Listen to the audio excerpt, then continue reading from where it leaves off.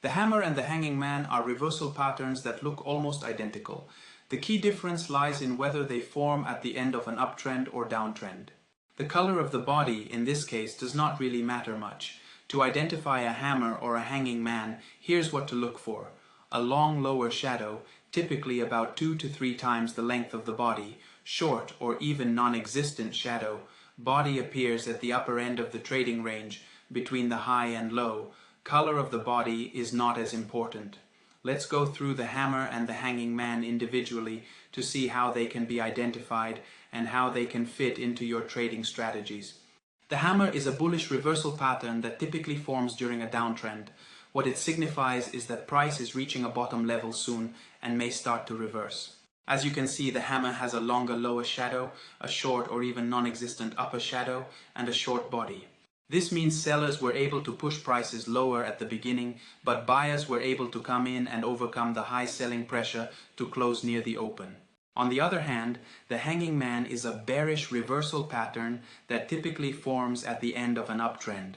What it signifies is that price is reaching a top level soon and may start to reverse. The hanging man has a similar anatomy to the hammer.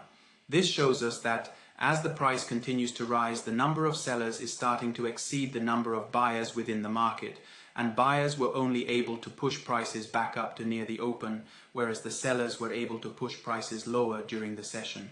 Let's look at an example involving the hammer. We can see a clear hammer setup forming that checks all the boxes we defined earlier. Long lower shadow, non-existent upper shadow, a body in the upper range, and the setup forming at the end of a downtrend. From here, where do you think the price will go? If you guessed that price would reverse and go up, you'd be absolutely right. Given that the hammer is a bullish reversal, we can expect the price to reverse and move upwards, making a long position profitable.